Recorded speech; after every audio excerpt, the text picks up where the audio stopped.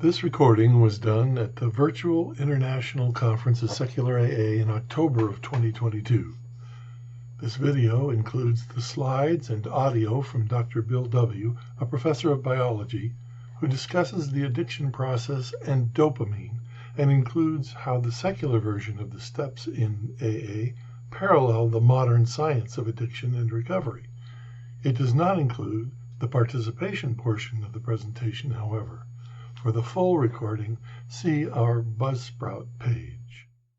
Hello, everyone. My name is Bill Wolf. I am a cell and molecular biologist by training, and I want to thank everyone for taking the time to attend this session.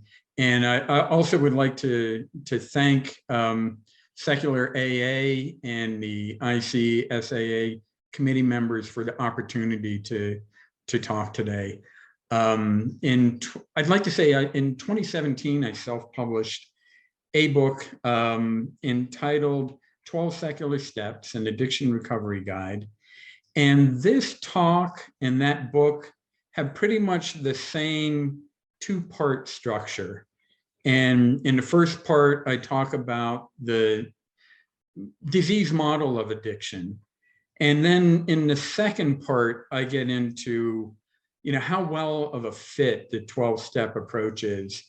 And really for me, what ties them both together is, I think, a secularized version of the 12-step approach really kind of levels up with the pathology of the disease really well. And let's move to a little bit of history of the disease model. I think it was really forward thinking when Dr. Silkworth in his part of the foreword that he wrote for the big book back in 1939 promoted that alcoholism was a disease, and he was promoting empathy for the people who were suffering with this disease. It's amazing to think that the American Medical Association didn't catch up with that until 1956. But so little was known about neurobiology, and it was so limited back then that it doesn't surprise me that Dr. Silkworth, in his disease model, can only take it about halfway. So he said it's a disease, but one with a spiritual component, which kind of puts it in with half physical disease model, maybe half something supernatural. But anyway, the big book also went on, and I'm sure all of you are familiar, it describes two essential traits. And I wanted to talk about those later on too, because it was amazing that they fit so well with the current neurobiology. And those two essential traits are an allergy to alcohol and the phenomenon of craving. And when we look at those, we'll see that the allergy metaphor fits really well with the loss of control with the first drink. There's a pathological overreaction, and it involves, in allergy, it involves a small molecule that stimulates inflammation. And with the disease model of addiction, it involves a small molecule dopamine that works within the brain. And we'll half, it's a disease, and it has a physical pathology, and half, it's, a lot of people, even in the business, still look at it as maybe some moral turpitude or a weakness, a lack of willpower. And whenever I hear someone say, it's a lack of willpower and weakness, I like to point out that people suffering with addiction have incredible willpower. And the evidence of that is, take their car, take their money, take their their job, move them around geographically, even put them in jail. And there's still incredible motivation to get and use substances or whatever. And we're going to see, I'm going to address the biochemistry of that as well. And also traditional AA. I was 12 years in Louisiana and been to a good bit of rural traditional AA out there. And it still kind of perpetuates this, hey, you got to hit bottom first and before recovery can begin. And part of that is some sponsors want a person to be broken enough that they'll do the steps. It kind of coerce them a little bit into, I'll tell you when you're done with this step. And if you want to do it my way, go back out until you're ready. And really that's not going to fit in this century. Intervention, I was surprised, Dr. Koob during his talk said that with prevention and early intervention, that the National Institute of Alcohol Abuse and Alcoholism, which he's the director of, he's devoting 25% of their budget on prevention and also early intervention. And he showed some numbers of alcohol-related deaths in recent years, and during the pandemic, we're talking 140,000. I mean, it was just an incredible number. And we all know about the opioid numbers. And it's just with hitting bottom being fatal this frequently, need to revisit that. And just one last kind of misconception. Even I sometimes tend to put too much weight on one factor. And it's very easy to do. And the truth is, you need to look at addiction and alcoholism in a more complex way, as having many factors. And also that the treatment approach needs the flexibility to deal with different factors for different people. It's a spectrum, and there's a lot of diversity within the spectrum. And back in the 70s, they used to talk about gateway. In the 70s and 80s, marijuana and alcohol being gateway drugs. And that has given way to looking more at gateway conditions. And certainly, I've seen papers that describe addiction as a pediatric disease. And because it so often starts in adolescence, and exposure to drugs and alcohol in adolescence, it is a huge factor. And also the literature is, especially secular literature in 12 steps, is catching up with the role of trauma and dual diagnosis and other factors, which is great. So let's talk about the pathology of addiction. There are a lot of definitions, of course, include that it is chronic, it is characterized with a pattern of relapse, and that that pattern of relapse happens in the face of ever rising costs. And looking at the biology of addiction, and when you map it out in the brain, you really see that the physical changes are rewiring the brain in a very specific way across all addictions, whether they're substance related or activities. And that this rewiring is reprogramming behavior to a very powerful level. And what we see is the transformation of the very machinery of willpower. And at the end stage, it's not a matter of willpower. Willpower is simply the motivation, and the willpower is turned in the wrong direction, and it has to be turned back around. So we will look at three general phases of an evolving dependency: early, mid, and late. Essentially, I like to talk about something called the addictive drive that begins to form in the early phase, and dopamine at this point plays a huge role in initiating that that addictive drive, the formation of it, and it's part of the physical changes in the brain. It's going to strengthen in the mid phase and start to become powerful enough that it will outcompete normal drives and normal rewards. And then the late phase, there's one dominant characteristic, and that is the addictive drive by this time has become a 500-pound gorilla. It is the dominant force acting in the brain, it seems like. And so I also wanted to point out that these physical changes are long lasting and they're not going to be entirely reversible. And as part of the physical changes, the triggers, the drive that creates craving, and the vulnerability to other forms of addiction.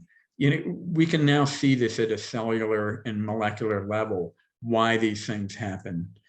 And oh, I'm sorry, I know you don't see my toolbar, but I need to move that first. Okay, the path to dependency is paved with reward. I do like alliteration, and so the title of this slide was kind of fun that way. But all addictive substances and behaviors must go through the reward circuit and through the actions of dopamine. It is the gas pedal on that. Dopamine spikes, dopamine rewards are reinforcers. And the reinforcement is pleasure. And nothing motivates people quite like pleasure does. And so we're going to chase the pleasure. These reinforcements are part of and when we look at the chemistry of it, it's the chemistry behind associative learning. Which is, hey, get a reward is going to encourage repeat, and pain, punishment is going to encourage avoidance. And it's written, the brain is like memory, a disk. It is writable and rewritable. And this chemistry is doing just that. And reinforcements, of course, when they encourage repetition, it's the repetitive use and strong dopamine rewards that begin to physically change the brain and reprogram behavior. And now we've got the addictive drive in existence. So need to back up a little bit to look in more detail. This is going to be a review for a lot of you, I realize. So the brain is made up of specialized cells called neurons. The special characteristic of neurons that we'll focus on is their ability to receive signals and transmit that signal from whatever brain structure these neurons are in and onward to other neurons. And so the structure we're interested in particular is the reward center. And dopamine acts in several areas of the brain, but here at the reward center, there's going to be neurons coming from somewhere else that have the ability to secrete dopamine. And then the neurons in the reward center have specific dopamine receptors. So it's a lock and key fit. And what happens with that lock and key fit is the reward center is going to go from an off configuration to an on configuration. And that when that happens, the activation is going to spread to other brain areas. I'm going to show you a map here in a second. And we become consciously aware. Our mood changes. We become consciously aware of that. And that is the dopamine reward.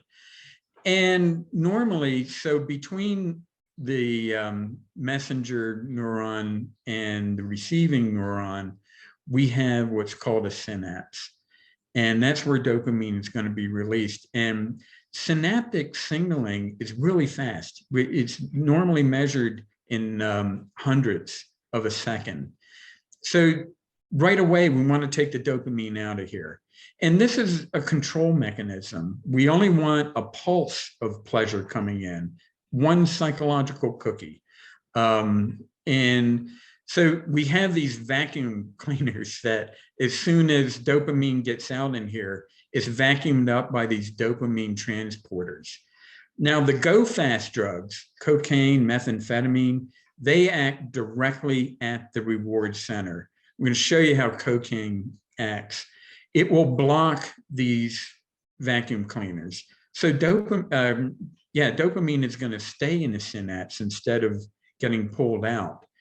And it'll continue to hit those receptors and send a signal. Now, the intensity of the effect, we're talking about you beyond pleasure, we're in euphoria now, depends on the strength and duration of the signal. So, and cocaine is going to nuke this area. The dopamine just stays in there, it stays on the receptor, and particularly with like crack cocaine, where the blood level gets up really high and the level on the reward center gets up really high, that's how we get a really big effect and a really big reinforcement. Now, every system has both gas pedals and brakes. Dopamine is an excitatory neurotransmitter. GABA is an inhibitory neurotransmitter. GABA is the brakes throughout the brain, actually, wherever it occurs. So dopamine release is going to cause that reinforcement, that strong reward, and it's going to encourage us to do it again. And the repetitive reinforcement, we've heard about neuroplasticity, the ability of neurons to change what they're doing and what they are. And this is how we start rewriting neurocircuitry in the brain.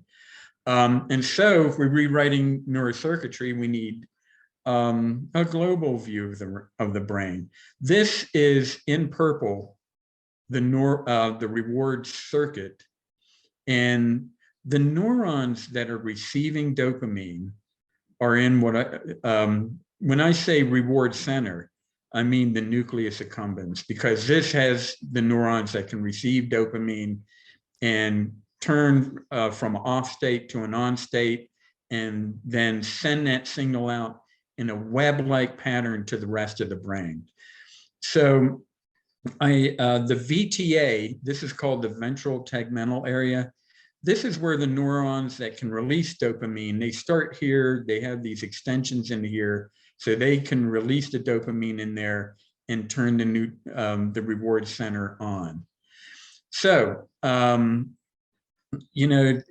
have to explain two areas here, and that is the limbic system. So the reward center is in the limbic system. This is this middle part of the brain. If we were looking at a peach, the pit would be kind of here. The limbic system would be like the pit. It's in deep and central, and it's pushed down towards the bottom. So the roof of the mouth is going to be here, and you can go up through there and you would be right in it. So it's, from an evolutionary point of view, it's a primitive part of the brain. It's not a rational part of the brain. So in NA, I should say my first 2 years of recovery were in NA, and the subsequent 16 years were in AA. But in NA meetings, I used to hear about King Baby of the Universe. And this is where King Baby of the Universe is. So the limbic system is an emotional center. And impulsive behavior really encourages that. And it's rather self-centered. It's very here and now. And rationality and our higher functions are really in the frontal cortex, and in particular, the prefrontal cortex.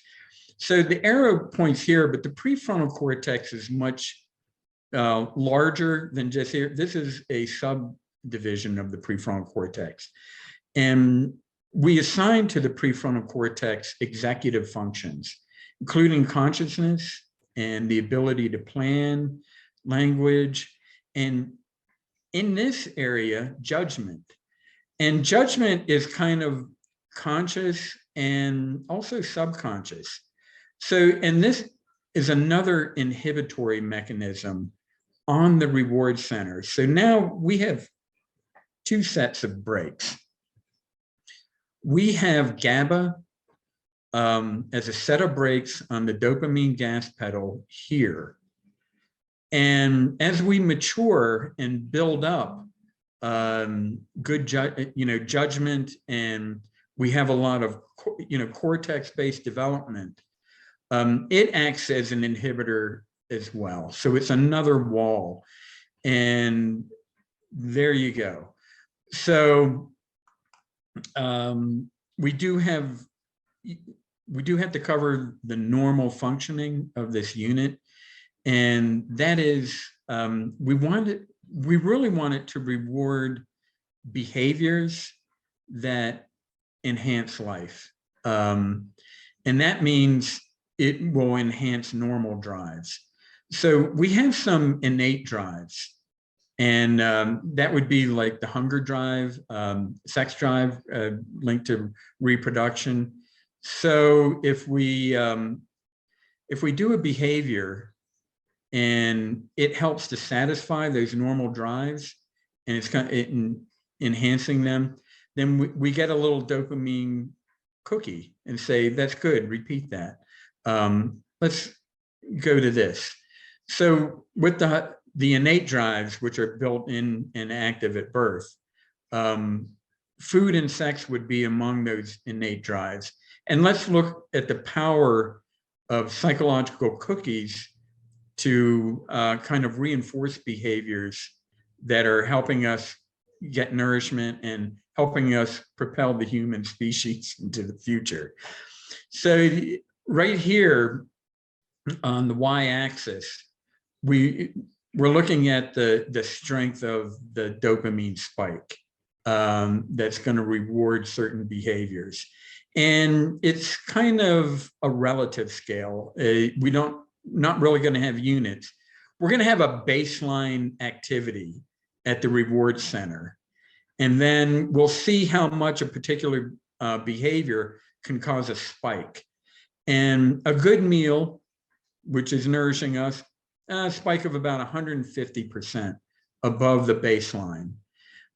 Sex, as you would expect, is going to come in a little bit heavier. And so we get 200% of baseline.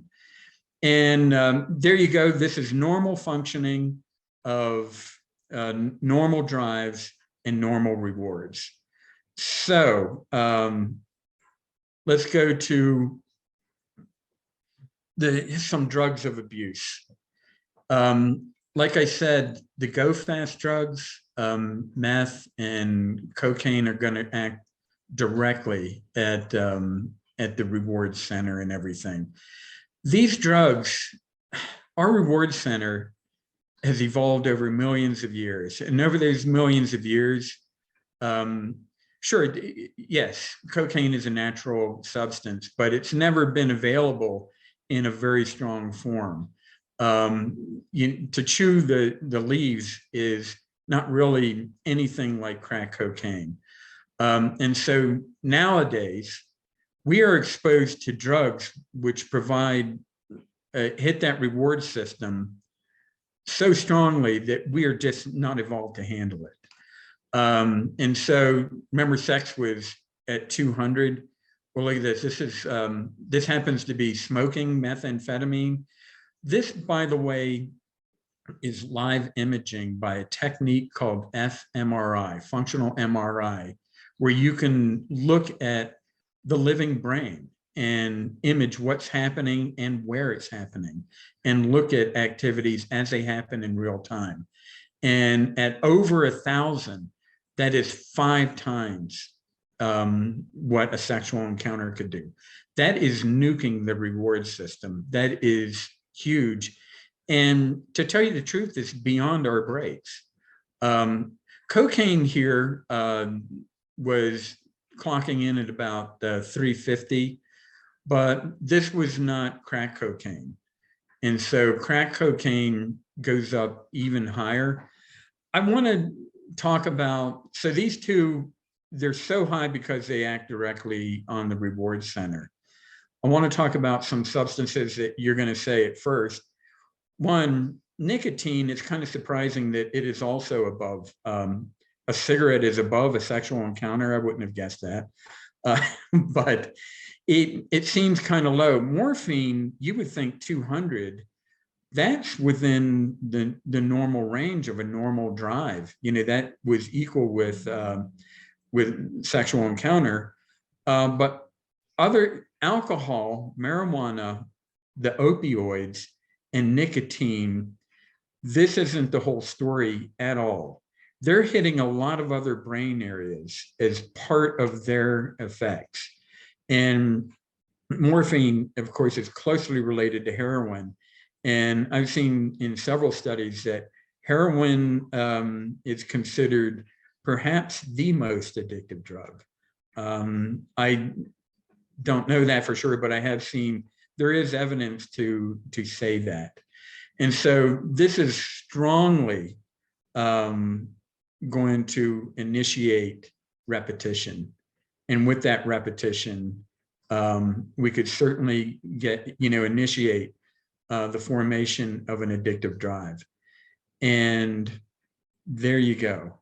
So I want to expand a little bit more on the map. This is it's kind of the same map we were looking at, but we're going to get a little bit more into it, and a little bit more on some specific areas involving both the limbic system, and now we're looking at a larger area, the prefrontal cortex. And at the same time, I want to go back to that the big book, components of allergy and the phenomenon of craving. And so, let's start out with the reward center once again, and the ability of, let's say, methamphetamine to really hit this area hard. When it stimulates repetition and drive formation, the neurocircuitry of drive formation is going to go right through this area here in green. And so you see in red, we have where the reward is being generated. And when it spreads out through, drives they're partially embedded in the limbic system and partially embedded in the prefrontal cortex. So, and this is why drives have an addictive voice, is because, they are going into this area that has executive functions. The function of a drive overall is to produce motivation, and also to produce focus. So they're kind of, an acquired drive is kind of a content specific drive. And by content specific, if a drug of choice is what's embedded in here in the addictive drive. And triggers, we have some areas back here that are involved in memory formation, and they can involve too. There are specific triggers that interact with this drive and can turn this drive on in full blast. And so, we can explain so much of the features of addiction with this model. And most of this model, I'm using the work by Dr. George Koo, who gave the keynote address today, and Dr. Nora Volkow, who is director of the National Institute on Drug Abuse. And so here we go. This area during drive formation and during the progression through dependency, they have seen in fMRI studies the investigators, that this area is being downregulated. So our areas involved in judgment are getting weaker, and the limbic areas are getting stronger. And this kind of stimulates a limbic way of life. We'll see that later. Also, I'll mention the amygdala, and we'll get back to it. This area here can be involved in creating withdrawal and stress. And so now we're adding another layer. Besides just the positive kind of reward with pleasure, what comes up must go down. And when this area activates, it's going to act on the drive here and cause stress. So we've all heard of the carrot and the stick. And usually there's a man riding a donkey and he's motivating the donkey. There's a stick that holds a carrot, and the carrot is in front of the donkey and saying, come on, chase the reward. But at the same time, the man is hitting the donkey from behind with a stick and saying, and that is motivating through negative reinforcement and saying, keep moving. So now we have two sides to motivation. And this is quite strong. So let's move on a little bit and go to the evolution of dependency and addiction.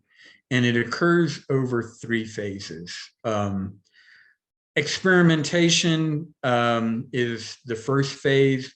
We have free will. It's all about carrots. It's all about positive experiences in our first experiences using alcohol and drugs. It's purely that positive reinforcement, and they work. They do their job great, and the reinforcement comes in the form that, hey, we feel everything is better than okay. In the mid phase, we get that complication that now we have positive and negative, and the addictive drive it's not only formed by now, but is strengthening and becoming a dominant drive and out competing normal drives and normal rewards. What does that mean? Not only are we starting to use it as a coping mechanism for feeling bad, and withdrawal states or trauma and consequences, but our behavior is starting. The change in how our behavior is programming is starting to send out warning signals to anyone close to the person going through this process. The final phase, we got a 500-pound gorilla. The addictive drive has become a monster at this point. We have a strong addictive voice. It's compulsive use. And I thought I would show the stick is greater than the carrot at this point. And I drew a little sad stick. I didn't draw it, but this image is copyright free, but sad stick man. So anyway, this just kind of quick summary of each phase. Initial phase, this is great. It will set up a repetitive pattern. This is a phase where age and trauma become gateway conditions. And the person with those pre-existing conditions may feel like that they discovered a superpower that will allow them to deal with the psychological pain that they've had for some time. And if the person happens to be an adolescent, that's a lot stacked against them. So negative consequences, I didn't bold that on this phase yet. Sure, they can happen, but they're probably being ignored. But we do see social shift as well. And the mid phase is a very interesting phase. This is a spectrum. I shouldn't, now I look at it, I probably should have said the mid phase of dependency, because that is one of the things that we see, but it's such diversity. Some people, if with some substances such as alcohol and maybe some prescription drugs, they're being taken orally. The rise in blood levels is gradual. And so, the increase in dependency and the move towards outright addiction can be decades, really. It can be very functional. Like I said, in an adolescent who has, these bridging condition, trauma or whatever, this could very quickly give rise to warning signs and a faster progression. We do see increased tolerance is going to be a characteristic of this stage. And also, I wanted to point out that, there's a holistic side to this condition. And when we look at kind of cognitive development and the building of things like good judgment, good decision making, and that wall that also helps protect us from the limbic way of life.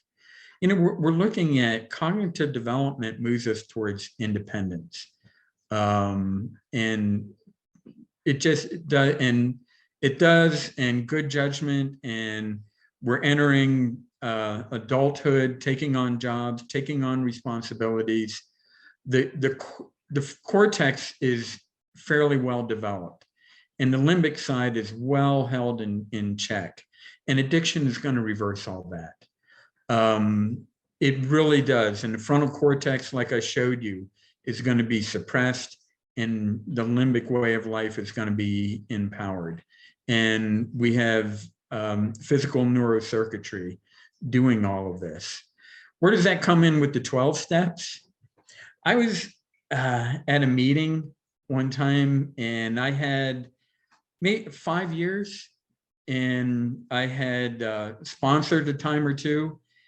And during this meeting, when they were talking about a spiritual awakening and everything, I was kind of wondering, well, what happened to me? I didn't have a spiritual awakening. And the thought came to me that, and this was a moment of some humility. What had happened to me was I realized I grew up, and I was in my 40s.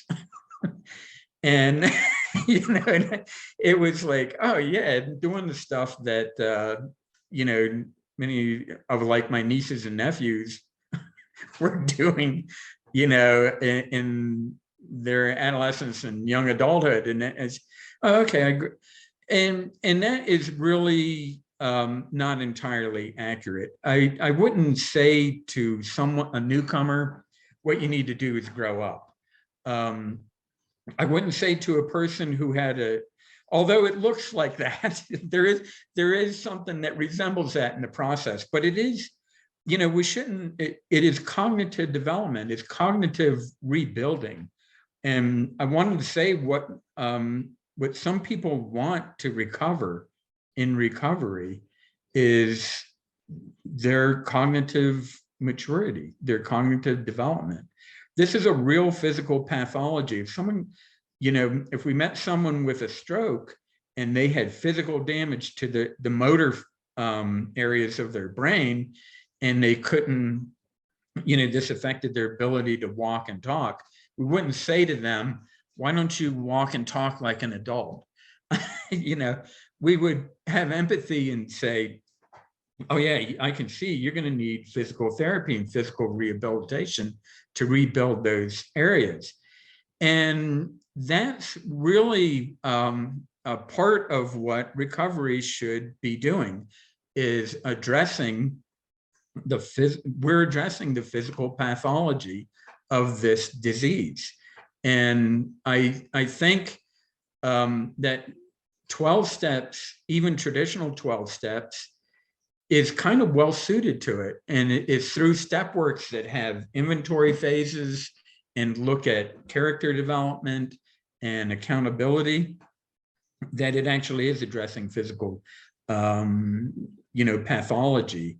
And that I would say that secularized 12 steps does even a better job of that. But this is a part of the process. And I'm going to show you later on in the slide that you can actually image that is part of the process. There are researchers, including Dr. Volkow, who have shown that when the cortex is coming back to normal function, you can predict relapse rates by imaging, which is quite impressive. So not only have they kind of mapped the landscape of the progression from first use to addiction, they're now mapping the landscape of recovery, which is fantastic. So let's get to the late phase. This is a phase which towards the end, it does get to be kind of stereotyped and the behavior kind of stereotypical. And it really centers on the cycle of addiction, which I'm going to show in the next slide. By now, the costs far outweigh the rewards. When a newcomer comes in, if I'm going to sponsor, I do like to sit down with them and do a first step inventory. And rehabs have been doing this for a long time as well. They call it the cost benefit analysis. But to write down all the crap that's happened last week, last month, last year, last 5, when you sum up all these negative consequences, you are directly measuring the strength of their addictive drive. By now, there's multiple crises. That's a typical pattern, crisis after crisis, drama after drama. And they've had multiple attempts that have failed, and they're starting to realize I'm not in control. Like I said, I like what Dr. Koob talked about, that in the early phase, it's all about dopamine, and in the late phase, it's all about stress and withdrawal. And he said that he spent the first half of his career studying pleasure, and the last half of his career studying pain and negative effects. So, and in this, we can overlay, early, middle, late onto this. This is also, this diagram features the work of collaborative work between Dr. Koob and Dr. Volkow. What I'm presenting is they published a review in neuropsychopharmacology back in 2010, which talks about the addictive cycle and the mapping of the addictive cycle. And this is what we're talking about at the end phase. This is the addictive reprogramming is complete. Those physical changes in the brain are complete. And we begin with binge. And so, hey, we, use the drug, drink, whatever it takes to get that relief. By now, it's very surprising. Dopamine activity in the reward center is pretty low. It's like pretty tapped out. We still get the relief, but it's nothing like it was in the beginning. And what comes up must come down. We get this negative effect. Here's the amygdala again. And we get, small molecules that produce a lot of stress. So it's not only the stress coming from the outside world in the form of consequences. There's such internal stress from withdrawal. And this is activating the addictive drive. And we get these really strong cravings in the addictive voice. But also from the prefrontal cortex, the rational part of our brain is taken over by addiction. We're not thinking about right or wrong anymore. The addictive drive has this addictive voice, and it's telling us, don't think about right and wrong. You figure out how we're going to get the next drug and next drink. So now we got a dope fiend prefrontal cortex that's always strategizing how to feed the addictive drive and everything. And so, I really like this model, and this is a rat on the exercise wheel, chasing a carrot and getting shocked at the same time, and just keeping the wheel of addiction going. And at this point, I really like that we hit bottom soon enough. And Bill W., when he said we find a point when we can't go on any further, we can't do this, and we can't stop doing this, and we need a power to drag us out from the addictive cycle. So let's talk about recovery now. I do like that abstinence is an emphasis in 12-step recovery. And I like Dr. Anna Lemke's work. She's out at Stanford, and she talks about dopamine. She's great. I have not read her book, Dopamine Nation, yet. I have it. I'm aware of her work, and I did watch a YouTube. I'm so big on YouTube. And she goes over the book in an hour-long YouTube, and she talks about her 30-day dopamine detox. It's great stuff. Abstinence is needed to restore some normality, restore those biochemical balances in the brain, and begin to reverse this progression. What's great, though, is I was amazed when somebody pointed out, did you notice that don't drink is not in the steps? I said, oh, yeah, that is odd. Anyway, the steps do promote improvement of character. And I like the step work itself is encouraging cognitive recovery, particularly those steps that have inventory and then analysis and take some action. And so 3 phases of recovery I would like to look at it in a model that has that.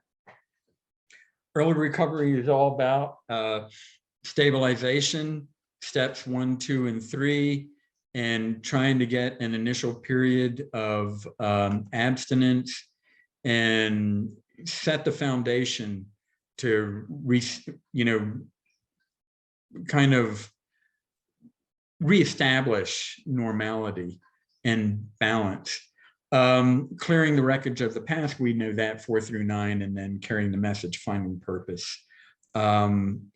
So I would like at this point to point out that I think the traditional steps are really problematic in steps 2 and 3. And when I first saw, oh my goodness, the power is going to be God, this was a problem. And I think there are 2 things that traditional steps want to accomplish. And one is a recovery from addiction, and the second is a salvation.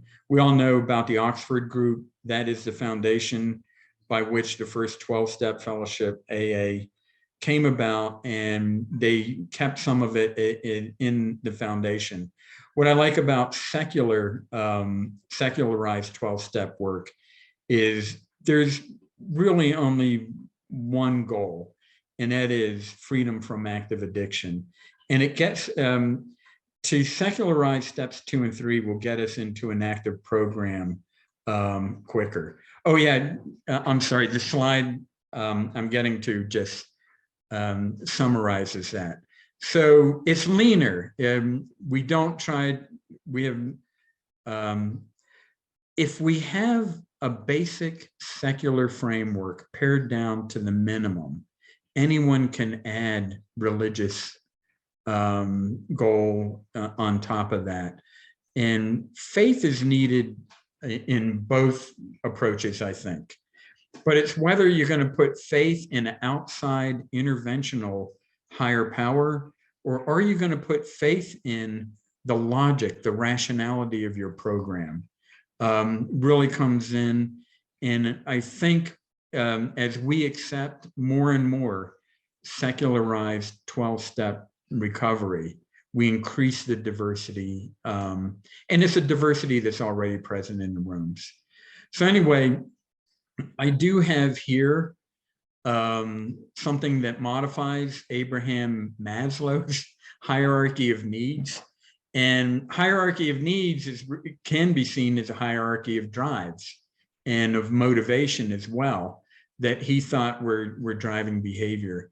And early recovery, we have these innate drives and innate needs. And so early recovery is really a time when sponsorship is very valuable, because our judgment and ability, at least mine, is impaired. And it was nice having a sponsor that I could call and kind of, just complain and, lay down all the trash and everything. And he'd say, okay, what are you going to do about it? But also the meetings were a safe place for me. And it was kind of reestablishing just kind of a safe place to be, and trying to build faith that this is going to work out all right. Later step work was addressing more complex drives related to socialization, to being dependable. This is the kind of, I call it maturation, that is going to be part of many people's recovery. It all depends, there's a lot of diversity on how much a person needs to rebuild as far as character and being a person. When we do take on standards and values and improve character with these values, we reduce stress. We reduce stress in our relationships. We reduce stress in taking care of ourselves. And then I think I've always looked at later step work as kind of a self-actualization. Not only I love step 10, that's maintenance, and making sure on a daily basis, building self-awareness. And are we staying to these simple values? And all of these are pretty, I like to keep a simple program. And then through service to others, that helps us to build purpose. And we start feeling good about ourselves. And so I owe a lot to Living Sober. That was of course, it says anonymous, but it was, the author was Barry Leach. I think there's a move towards something called facilitated 12 steps, which is, it has a clinical part where weekly they have a group will meet with a licensed therapist, and they'll bring in kind of like cognitive behavioral strategies, but also they familiarize newcomers with the language and the strategy and the culture of AA and of NA. And with facilitated, there are some papers, evidence-based, that shows that this is more effective than 12-step alone. And in 2 rather large studies, it was shown to be more effective than cognitive behavioral therapy or motivational interviewing alone. And it was here that I really got a practical guide and the practical advice on the tools and strategies that AA makes available. And like I said, a lot of times since the 70s and on into the 80s and 90s, a lot of this was rediscovered. Anyway, I did promise you a brain scan of the recovering brain, and here it is. And so here's wherever you see the green, the yellow, and the red, this is brain activity. Now, this is an area that bridges both part of the limbic system and part of the prefrontal cortex. And we don't need to go into specific areas and functions and everything. This is just overall a healthy brain. And this is after 1 month of abstinence. So there's some activity returning. Actually, before a month of abstinence, this area would look terrible. And the limbic system would have higher activity in areas where you don't want higher activity. And then areas of the prefrontal cortex would be quite low in that activity where we want good judgment and everything. But you can see after 14 months, wow, this looks pretty good. You know, we're not going to completely recover, completely reverse the pathological changes. But this, to me, is pretty encouraging. And this was part, like I said, part of a study that those who they did some months of inpatient and, of course, intensive. And then they were in another study doing brain scans. And if this sort of remediation wasn't happening, they could predict fairly accurately who was going to relapse. And so I'm going to talk about, when I talk about the 12-step approach, I like to separate the fellowship and the program. So the fellowship is the living part. It is the strength of one addict. I'm going to use some NA literature here. The strength of one, the therapeutic, strength of one addict reaching out and helping another. And yes, as far as the fellowship, it was a great fit. And to have that social interaction again, to have this peer support, like I said, especially in early recovery, to be able to use sponsorship, great. It's mostly yes on this 12-step program, which is the steps and the literature and some of the practices. I did reach a point where I needed separation of religion and recovery. I am one of those, like you, the faith I have is in the rationality of the approach. And when I build that faith, that is my step 2. And my step 3 is getting active in the program, making a decision. And I'm sure many of you can relate with what I just said. Why push for more secularity in the 12-step approach? And it's because it increases the availability, increases the diversity that's already in the rooms. And I have in rural traditional AA seen newcomers, we all have seen newcomers come in and not stay long. And the religiosity of the program, of the 12 steps on the wall, is a part of it. But I've also seen that it goes further than that, and some sponsors turn away newcomers that will not work steps 2 and 3 to their satisfaction. And I think there are a couple things that need to be addressed in the future.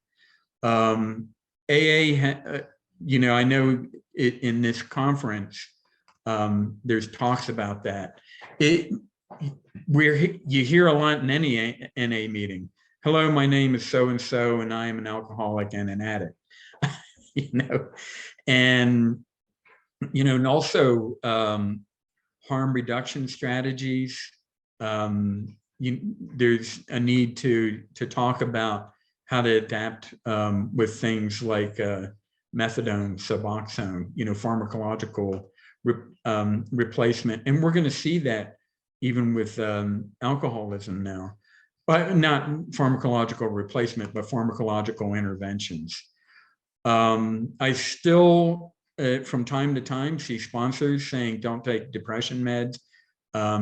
Still too often hear about sponsors saying to people who are struggling with abuse and trauma, oh, you've got to pray for your abuser.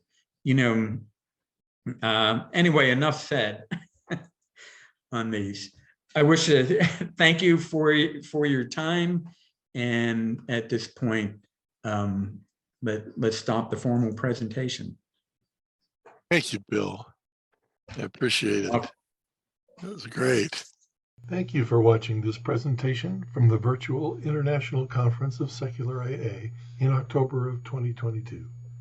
If you'd like to hear the Q&A portion of the program, please go to our podcast page at seculara.buzzsprout.com. Simply go past the 1 hour of the presentation, and you can listen to all of the questions and